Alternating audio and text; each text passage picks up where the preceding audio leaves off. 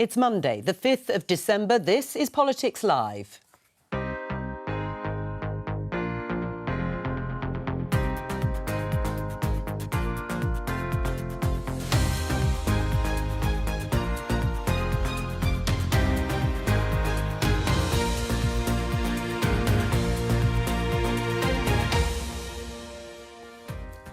Joining me today, Conservative MP Henry Smith, Labour MP Ben Bradshaw, Nancy Fielder, who's Editor-in-Chief of National World, and Mail on Sunday columnist Peter Hitchens. Today. I argued for Remain, but I couldn't disagree with the basic case that lots of Leave voters made to me. The Labour leader embraces Brexit as he makes his pitch to change the way the UK is governed. For people who enter the country illegally, we would say that there is absolutely no right to settle here in the future. Does Theresa May's former advisor have the policies to stem the flow of Channel migrants? We can overcome our planet's greatest challenges. And by supporting and scaling them, we can change our future. Should onshore wind farms be part of the solution to climate change? A rail union rejects a pay offer worth 8% over 2 years as the Conservative Party chairman delivers this message to striking workers. They should reflect on this because that is exactly what Putin wants to see, that division.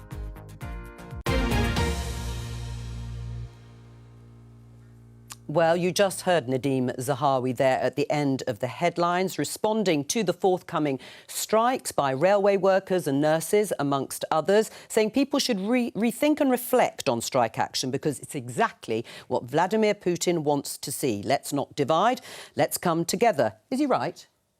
Well, of course, Putin is no friend of this country and he wants disruption. But what I'm most concerned about is my commuters and those people who are wanting to travel around the country at Christmas time to see family. So that's why I hope that these rail strikes will be called off. Right, but is he right in what he says about this is what Putin wants to see in terms of people here being on strike?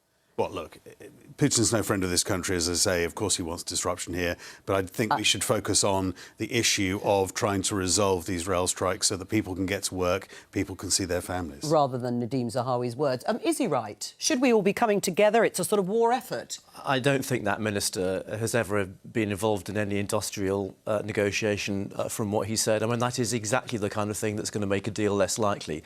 I mean, the poor new Transport Secretary, whose name I've also forgotten because they change every 5 minutes, must be absolutely furious. What you need to do is the two sides coming round the table, facilitated by the government, to get a deal to end the misery that the travelling public are putting up with. And the 8% offer over 2 years? I'm not going to get involved in a negotiation. That's not my job. I'm an opposition backbencher. I wasn't asking for a negotiation. I was just asking for whether you thought it was reasonable or not. It's the job of the government to allow the rail companies to make a deal. As far as I'm aware, this was the first time the rail operating companies had actually made a deal. This has been going on for months. Where's the government been?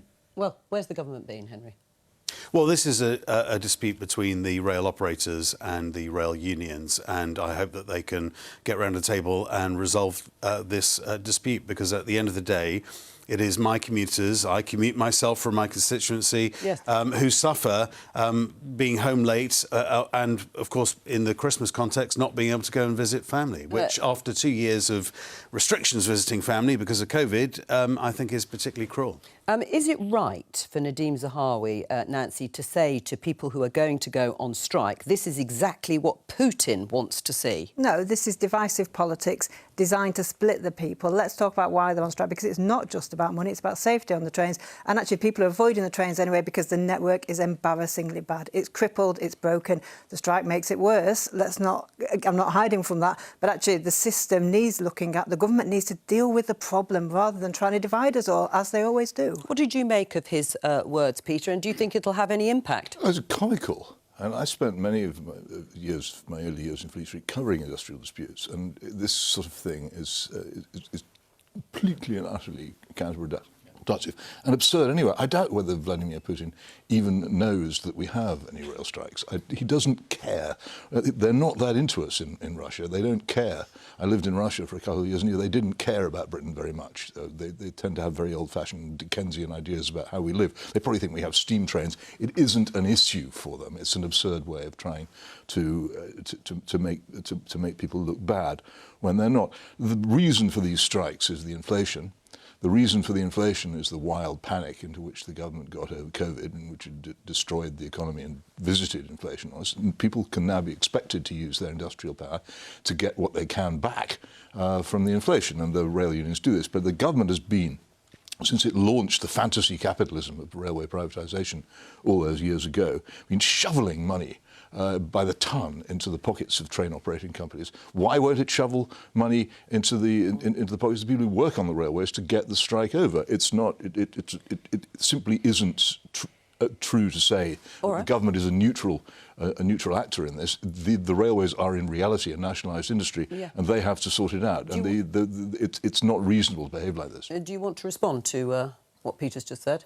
Well, I think Peter's absolutely right. The government have shovelled huge amounts of money into the rail industry. So why not into the railway workers? And particularly during COVID, and absolutely we're seeing one of the reasons of inflation is because of the mass spending and the economy being closed down for the best part of 2 years. I hope that a solution can be found, because at the end of the day, it's ordinary people who suffer. All right, let's talk about Labour, because they've released a report. It's been written by the former Prime Minister Gordon Brown on reforms to the UK's political system. We're going to talk to the BBC's political correspondent Nick Eardley to tell us more. What did it say, and what has Keir Starmer had to say in response to it this morning? Hi, Joe. There's almost two parts to this story. There's the chunky report, 155 pages from Gordon Brown, which goes into all sorts of ideas about how you can transfer power throughout the UK, abolish the House of Lords, take civil servants out of London, give local government more power to raise money, potentially through taxes. There's that part which has a lot in it and is pretty radical in some parts. Then there's what the Labour Party is actually promising to do, because it's not saying, all right, we'll take that report and implement it all.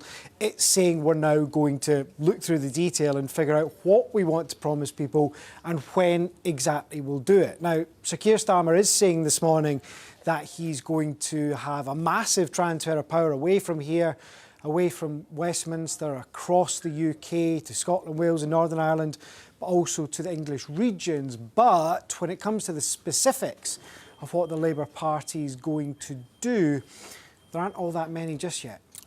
While you're here, let's talk about Brexit, because Keir Starmer was interviewed on the BBC's Today programme this morning, and he was asked about it. Let's just take a listen, first of all. There's no case for going back to the EU or going back into the single market. I do think there's a case for a better Brexit. I do think there's a very strong case for making Brexit work. Look, I argued for Remain, as everybody knows. We left, and having left, there is no case now for saying go back. And going into the single market and customs union, we've had this debate endlessly over the years 2016 to 19 is effectively going back in. That was Keir Starmer. What's he actually trying to do here, Nick?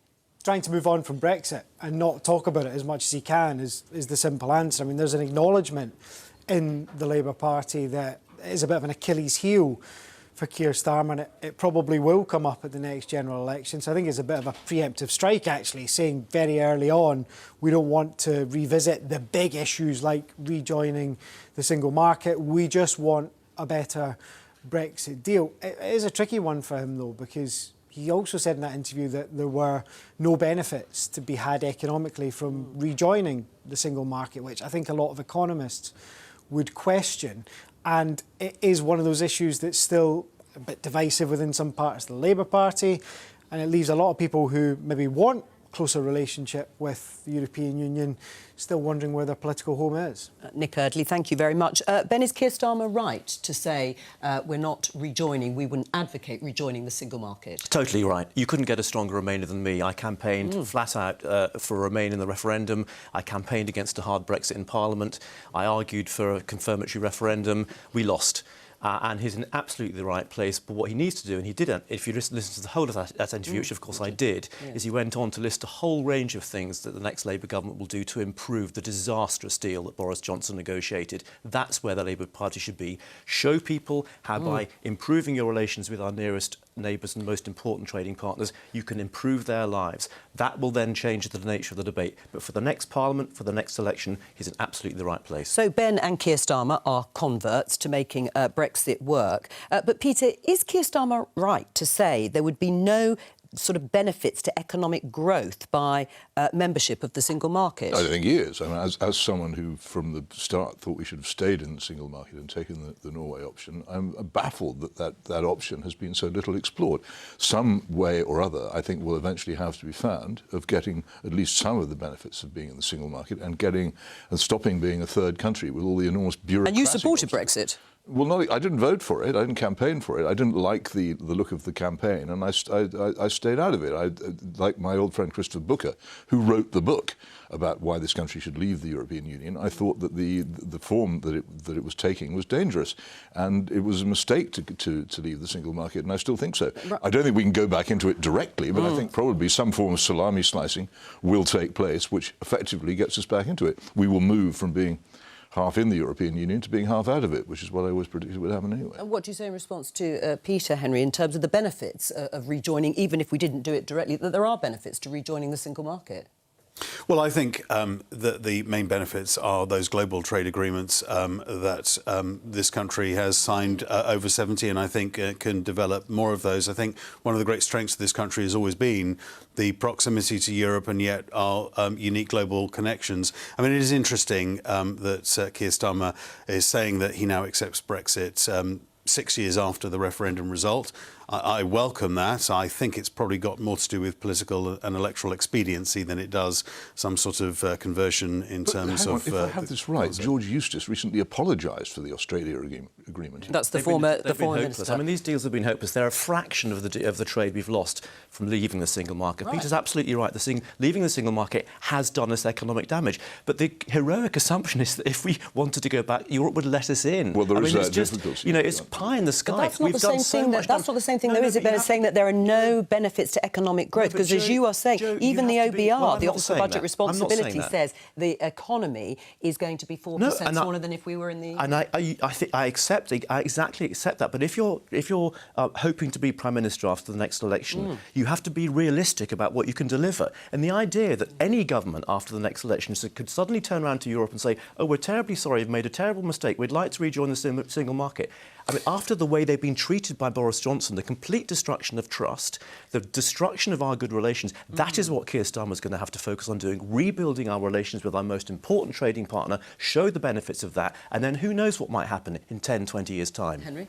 Well, I think this is somewhat of a false argument. The reason why there is economic stagnation and recession isn't to do with Brexit. We're seeing it around the world, whether it's in Japan, whether it's in the United States, whether it's in the single market. All the economic indicators around the world are definitely on a downward trajectory, and that is a direct result of two things.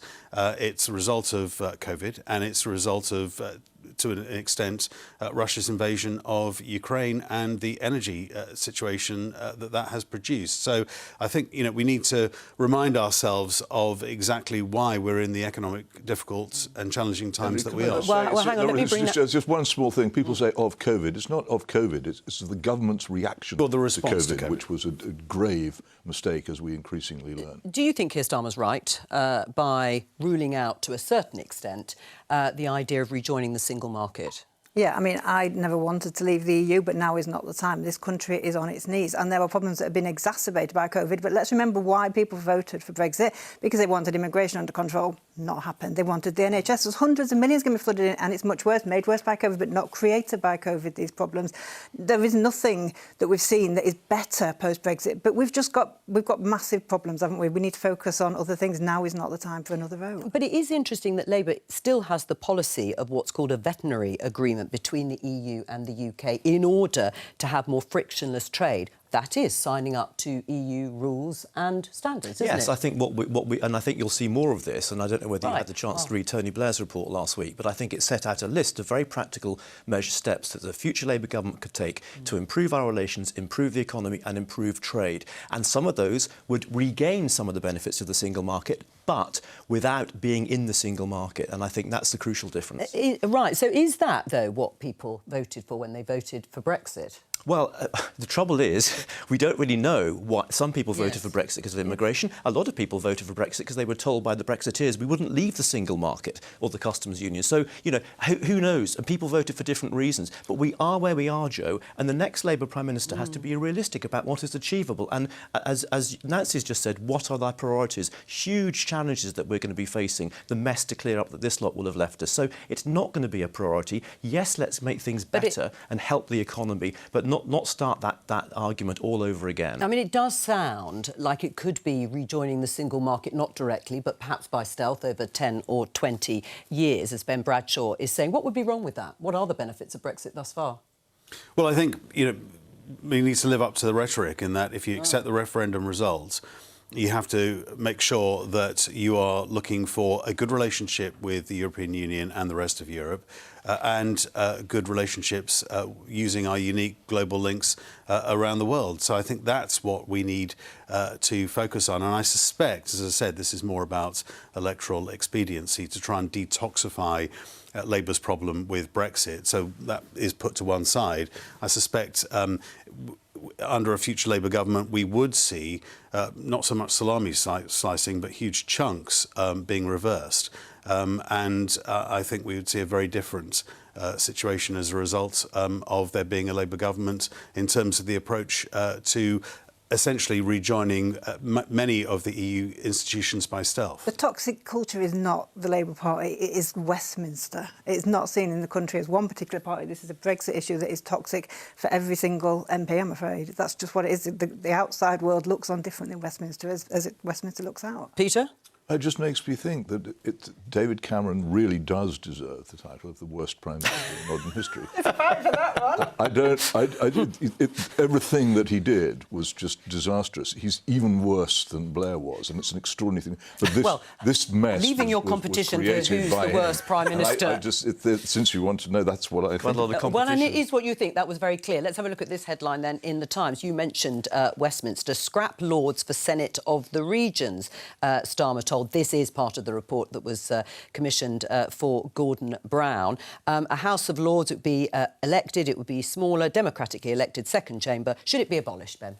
Well, changed. I mean, what's the definition? That would be abolishing it as it is now, but still having a second chamber that's democratically elected and accountable. Look, a lot of this, and I haven't had a chance to read Gordon's 155 pages, a lot of this is unfinished business from the last time we were in government. We did do Lords reform, but we only did half of it. Yes. Well, we got rid of the hereditary. Yes, you did. And, you know, you have... Again, it goes back to what is possible. Politics is the art of the possible and the deliverable. And, you know, in an ideal world, we wouldn't invent this country as we have it. However, it's about what you can do in government to make things work better. And I think where Keir is absolutely right is that our politics is not working for the whole country. It's not delivering for the whole country. As Nancy was saying, it's far too London-centric. And, you know, we suffer as a democracy and as an economy because of that. Is the House of Lords indefensible, which is the word that has been used, in the way it is currently constituted? Yeah, absolutely. And I think the fact that it's so focused on London. But again, I'd hate to sound like a stuck record, because it's really important that we do long-term decisions, and actually all politicians seem afraid of that. It's always about the next election, so this is really important. But in everyday lives, in the most of this country now, this is completely irrelevant. It's how we feed our kids, it's how we pay our electricity bills. So this debate is really important, but actually, again, is it the right time? Why are we talking about it now? Why are we not tackling food banks and the key issues? Why is the country on strike? Well, House of Lords was defensible until they got rid of the hereditaries. It was a brilliant system under which most of the members of the House of Lords owed nothing to any government. And the illustration of that was the almost total absence of power of the whips. the whips who enforced the will of the executive on members of parliament all the time, quite brutally, had no power in the Lords. If the Lords wanted to reject what the government wanted to do because it was stupid or wrong, they could do so. They didn't do it enough, but they did do it.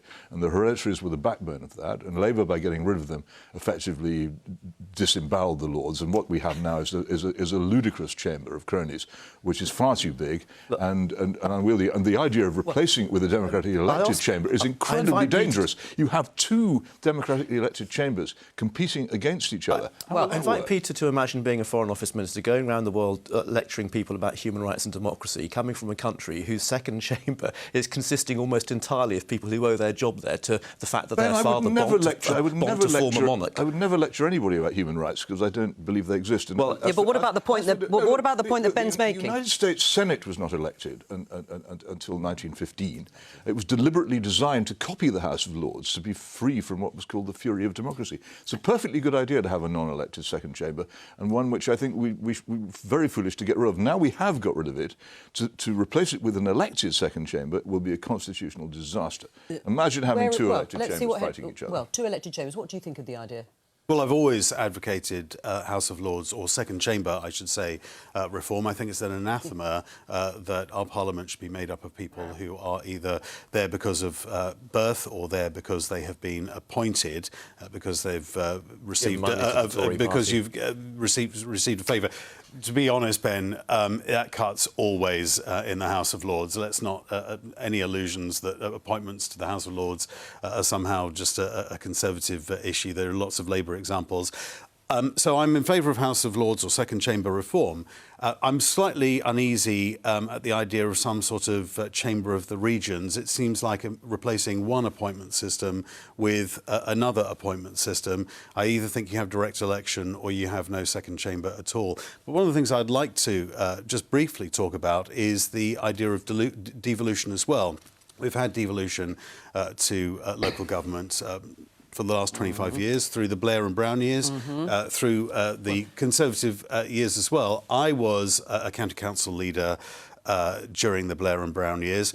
There was no devolution to us. It was always the Labour heartland. So I suspect we're seeing more of the same. Is this a priority, though, House of Lords reform, or abolishing it as it's currently set up and having a democratically elected chamber? I completely agree with Nancy. It's not the issue that's going to win Labour in the next election. Right. It's not what people are talking about on the doorstep or in the dog and duck. But it is still important to do, I think Keir used the term to rewire our country. You need to do both, because I think one of the mistakes that Tony Blair made when he was Prime Minister is he lost interest in constitutional reform and modernisation. I think our country still needs it now. It needed it then. It needs it even more now. So Keir's right to do it. Get this issue out of the way now before the general election. It gives us plenty of time to talk about the kind of issues, Nancy, that you and I want to talk about. Let's have a look at this headline. It's a priority, the government keeps saying in the Daily Mail. Home Secretary Suella Braverman vows to stop migrants gaming anti-slavery laws as report urges ban on people coming from safe countries such as Albania, claiming asylum to settle in Britain. This is a report by the Centre for Policy Studies, a right-of-centre think tank. They've come up with a set of proposals and the Home Secretary has written the foreword to that report. You will know various reports on this programme saying around 44,000 people have arrived in the UK in small boats across the Channel. The former Home Office advisor and Chief of Staff to Theresa May when she was Home Secretary and Prime Minister is Nick Timothy. He is one of the authors of the report. I spoke to him earlier. At its heart, what we're proposing is a fairly simple deal where we should introduce resettlement schemes where we can bring people directly to Britain safely and legally, capped, we think, in a normal year at 20,000, although Parliament might be able to increase that limit if it wished. But then for people who enter the country illegally, we would say that there is absolutely no right to settle here in the future. And for those people, as soon as they arrive, they should be detained quickly, and then they should be given a choice to return to their own country if they think it's safe, or to have their asylum claim processed in Rwanda or any other country where we have a Rwanda-style agreement. And we think there would need to be some changes made in our human rights laws to do those things. Right. And we think there's a possibility that we might need to leave the European Convention on Human Rights to get it done. OK, but what's the evidence that there's a huge appetite in Parliament or even in the government to do that? No, I'm not saying that I think the government is going to go there. What we've said in the report is there are things that can be done consistent with our membership of the ECHR that might be able to facilitate the things that we're proposing in the report. But it might also be that in the end, ECHR rulings mean that it isn't possible to deliver unless we are prepared to withdraw. If somebody arrives on our shores, there is a human right that they can claim asylum, because the vast majority of people who do claim asylum when they arrive here, those asylum applications are granted.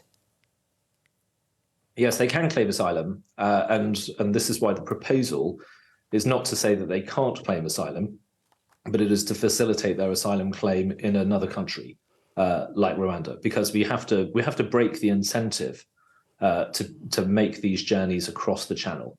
If we break the incentive, fewer people will travel in this way. The business models of the gangs who facilitate the travel will be broken, and then we can talk about how generous we can be through resettlement schemes where people can apply in an orderly way. Henry, are you in favour of leaving the European Convention on Human Rights? I think if we don't leave, it needs to be reformed in terms of how Britain applies to the ECHR. Many countries who are members of the ECHR just ignore their judgments anyway. But I think it's very instructive that countries like Sweden, for example, Germany, have been able to, for example, reject claims from Albania, which is an EU candidate country, and I would argue, a safe country. But you don't need to leave the European Convention on Human Rights to set up that bilateral agreement with Albania. So that's my point. I think there are. I think this report is very interesting. I think there are a lot of good things in this report. But this is the number one issue in my email inbox, and understandably so, because I think people feel it's patently unfair that you can just cross the Channel in a dinghy, not least unsafe and also, frankly, fueling people smuggling. And we need a fair immigration system which applies equally to all. Nancy? The system doesn't work. The system is broken. There are people who need asylum here who are kept in awful circumstances, who are facing being shipped to Rwanda, who probably would get permission to stay and should get it quickly, but that's not what happens. This is a political hot potato that we've had promises made on, and actually the problem is just getting worse. We don't need more reports that stir up the hate. We need investment in the system. We need the system to work. We need people to move faster through it, and we do need to make sure that people are not scared for their lives, so that they're getting in dinghies and risking their lives. And I'm not saying everybody who does that should do it, and I'm not saying that everybody who does that has a right to be here, but we're getting promises and no actual action. Nothing has changed in years on this. Do you think any of the policy suggestions, so this indefinite detention of all asylum seekers who enter the country illegally, should be cut right back? Rapid offshoring to Rwanda for all asylum seekers? Of course, that hasn't actually happened yet. The government blames the courts for it. Do you think these things are worth looking at? I think everything is worth looking at, but I think there's also a lot of dangerous things in here. So we get to a point where we're full and we close the doors on people, no matter what the world situation is and what people are running from, because that's one of the suggestions in the report. But everything needs looking at completely afresh, because we're just making this worse and worse. Peter?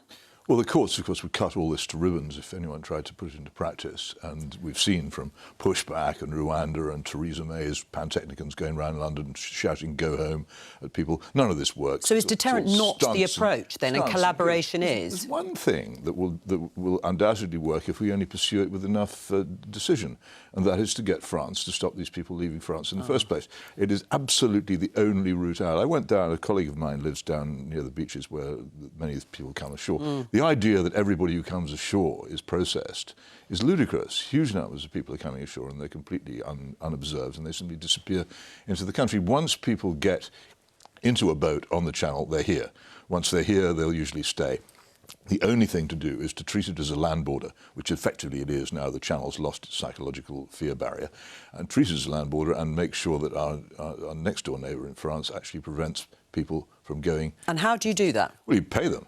But the UK government is paying them. How much you pay them? France is a pretty strongly governed country. If France wants to stop people leaving France to go across the Channel, they will stop them. But we have to make them do so, and we have to induce them. There's no other serious policy. I don't know why anybody is even bothering to consider it. That would work, but you have to do it with resolve, and you have to show the French you mean it, and you have to pay them enough to do it. The huge use of the French state, enormous numbers of people involved, but we have to get them to do it. Ben? Well, it's made more difficult, of course, by our exclusion from the Dublin Convention, which is a result of Brexit, which you could actually try to renegotiate back into. However, I think there are two main. Well, I think there are two main problems with this, as I understand it, and I haven't read the full report. One is that there's no effective system for dealing with asylum applications at the moment. The system is completely broken down, and people are waiting months, if not years, to have their claim assessed. And as you said in your interview with Nick Timothy, the vast majority of whom get asylum in the end. The second issue is there are no safe routes. When Suella Braverman was before the Home Affairs Select Committee, she was asked by a Conservative member, how does a 16-year-old orphan from East Africa come and join a brother in this country? She couldn't actually tell him how that would be done. I'm trying to get some relatives of Afghan constituents of mine who work for the British military in Afghanistan asylum in this country, which they're entitled to, according to the government. Four, since we withdrew from Afghanistan, have been granted asylum. It simply is not working. Fix the system first, then come up with all these highfalutin ideas, most of which are complete pie in the sky, but fix the system as it should be operating first. Right. I mean, Henry, how would a young boy from East Africa, as Ben uses the example, come here safely, orphaned, has no other option where he is? How does he come here via a safe and legal route? Well, there are safe routes to this country. There's the Hong Kong scheme. There's the Afghan resettlement scheme. I've got 2 hotels in my constituency that are still full of Afghan refugees that have come here through the various Afghan schemes that exist. There have been direct transfers from refugee camps of Syrian refugees, so that there are direct routes. But I agree that the system isn't obviously working at the moment. It's not working for the taxpayer. It's not working for those who are genuinely seeking asylum. And, you know, it's not working for those people who are going through the immigration system, paying the immigration fees and so forth. All right, well, we've all agreed that the system isn't working. Well, we've all agreed it's not working. It's not working to some extent. So which bits of the report would you actually take on? Well, I haven't had an opportunity to read the report, but certainly from the introduction that I saw, I think there are some really good ideas in there, and I think that is worth pursuing. Right. Because this is a concern that, as far as my constituents tell me, and I understand why, is their number one issue. Peter? Well, one really bad idea in it is identity cards, but leaving those aside, the thing that never gets asked in this discussion is exactly why anybody from East Africa, if they are a refugee or they're seeking asylum, comes here in the first place. How many safe countries are there between East Africa and Britain? Well, I mean, quite a few. The example that was given by this Conservative MP was because they had a relative here. If they are, well, yeah, but why was the relative here? If they are refugees, why do they come here? This is economic migration. I admire the people who do it enormously. I admire their energy, their spirit, their determination to make these extraordinary journeys. But they are not. We should not regard them or discuss them as refugees or asylum seekers. So the people who work for the British military in Afghanistan that you're calling economic migrants. I'm not calling. Their lives are at risk on a daily basis. I'm not doing that. Well, how do you know a boy in East Africa isn't in a war zone? East Africa is not in Afghanistan. He may be in a war zone. A lot of East Africa is in war zones at the moment. Just a second. The reason why we have obligations in Afghanistan is because we poked our nose into Afghanistan, sent troops there, and in general intervened in a way which gave us obligations. I don't myself believe we should have done so, but I agree with you that where we obtained obligations there to people, we should fulfil them. That is totally separate, as you well know, from the question of huge numbers of people coming from countries which have no connection with this country whatsoever. Talking about huge numbers of people, these are individuals, and that's an example of one person who might need to get here. You can't tell everybody the same push. This is why the system is so broken, because let's not have the people who shouldn't be here, but let's find a way of helping those who shouldn't are desperately we do need a middle ground. I'm not against that, but the discussion has to be intelligent. We have to stop pretending, as many people who favour this immigration do, that these people people are here because, for the most part, they're refugees or seeking asylum. They are economic migrants, and they should be treated why as do such. most of them get asylum, then? Why do most of them, even the small boat ones coming in small boats across the Dover Straits, why do most of those get asylum? Because of the state of the law.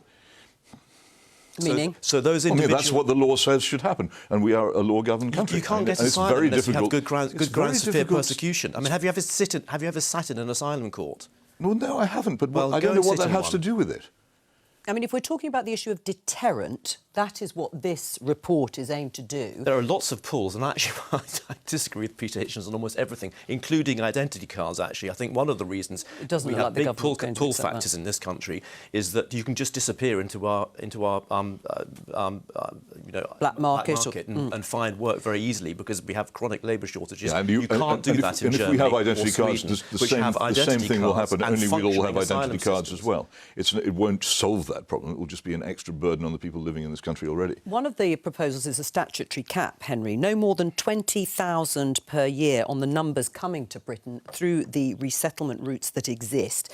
But just to put that in a bit of context, last year, through that route, 89,000 Ukrainians, 76,000 from Hong Kong and 21,000 Afghans arrived in the UK. That cap's not achievable, is it?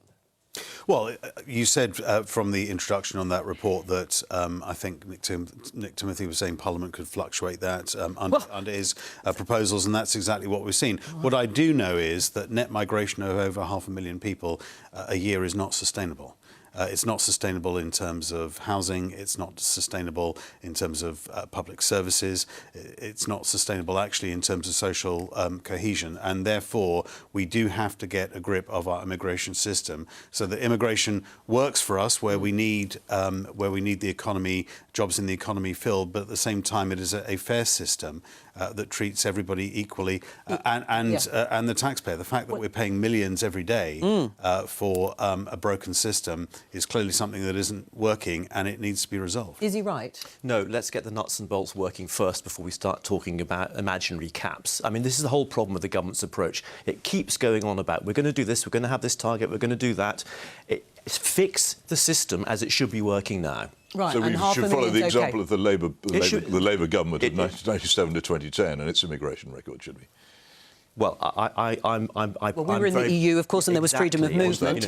It was a time when we had sustained economic growth, investment in our public services, low unemployment, and actually, compared with now, it feels like a golden age, Peter. All right. Only to you. Let's talk about wind farms. The Times. Tory voters back wind farms even close to home. Now, the article says there is overwhelming support for overturning the ban on onshore wind farms with no marked difference among Tory voters. Do you agree, Henry, with lifting the ban? I think it should be up to local communities as to whether they want wind turbines in their neck of the woods or not. I think it's been phenomenal. The offshore, the offshore wind, I think, produced last week more than 50% of our energy. So I think there is potential for wind turbines, but it has to be with the express permission of local communities. So will you add your name? We don't want to see yes. wind turbines destroying the beauty of our landscape. There is a balance to be had. So I would envisage onshore wind farms being in very limited circumstances. Would you sign the amendment by your colleague Simon Clarke to lift that ban?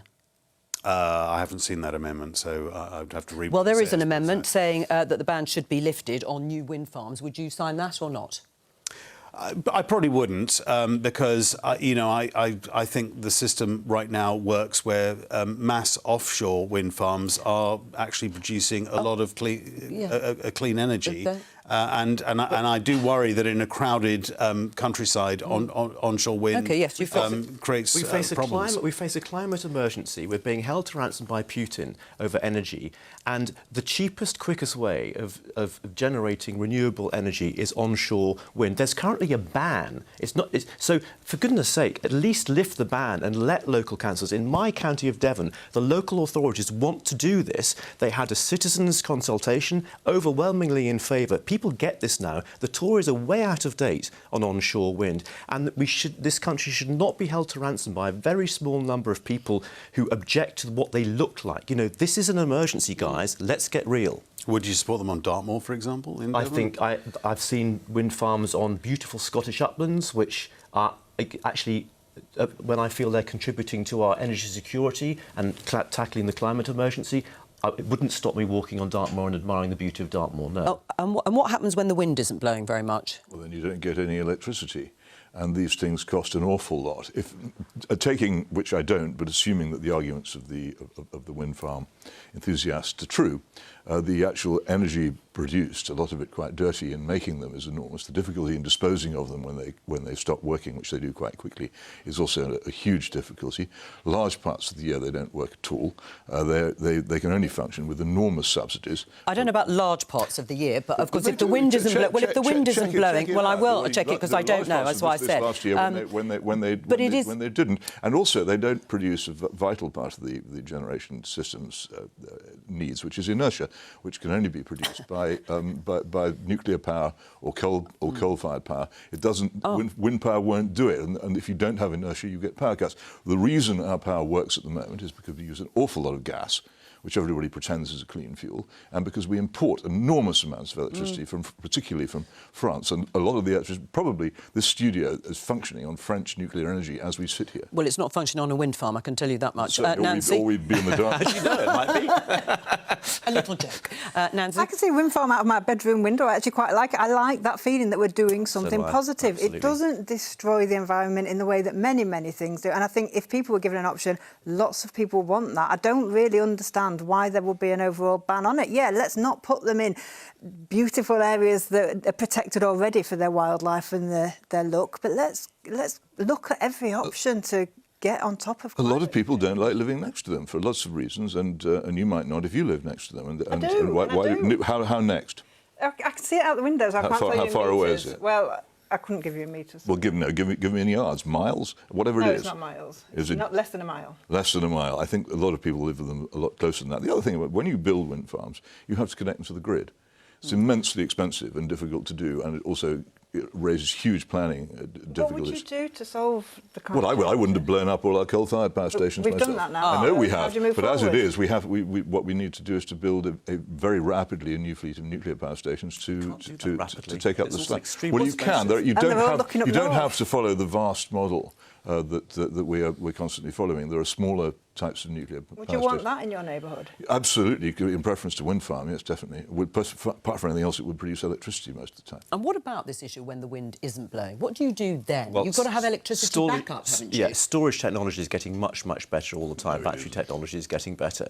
But as Henry said, you know, I think for most of this week, half of our energy is being generated by off or onshore wind. And given how little onshore wind we have, half of that being generated onshore is pretty good. If you had more onshore, we'd be more independent, we'd be doing more to tackle climate change. And I think Nancy's absolutely right. The vast majority of people want this. It's held back by an out-of-date policy. How old is it now? 10 years? 12 years old? And it's time to revisit it. I've signed that amendment, and I hope Henry will leave the studio today and go and sign it too. Oh, are you going to do that after this discussion? I'm hot-footing it as we speak. Here's my pen. Here's my pen. But I think we need an energy mix, and I think nuclear is part of that, and I think transitioning hydrocarbons as well is part of that, as is offshore wind and other technology as well. I think we have abundance of natural resources in this country, and I think we need a mix, not only for energy security, but actually for the environmental impact of producing energy. And onshore wind turbines, they're not a zero environmental impact. You can't recycle